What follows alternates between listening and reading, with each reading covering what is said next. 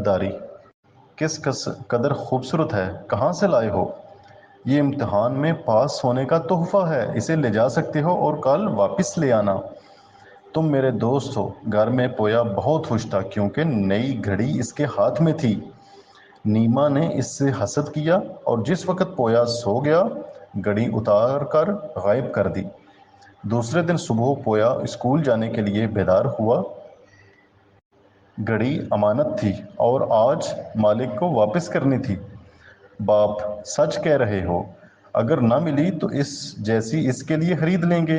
नीमा जान चुका था कि घड़ी अमानत है। वो ऐसा करने से शर्मिंदा हुआ और घड़ी अपने भाई को वापस कर दी और कहा, माफ़ी चाहता हूँ, गलती हो गई। मैं तुम्हें माफ़ कर रहा हूँ, लेकिन ये भी सोचा कि अगर घड़ी गुम हो जाती तो मेरा दोस्त मुझे माफ़ कर देता क्या।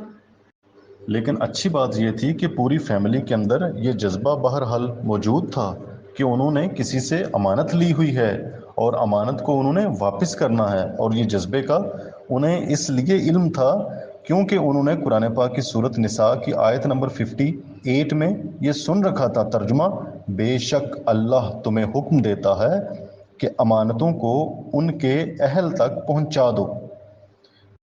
यही वजह है कि बच्चे और उसके वालिदैन सब लोगों को फिक्र हुई कि ये अमानत लाई हुई है और उस बच्चे को वापस देना है।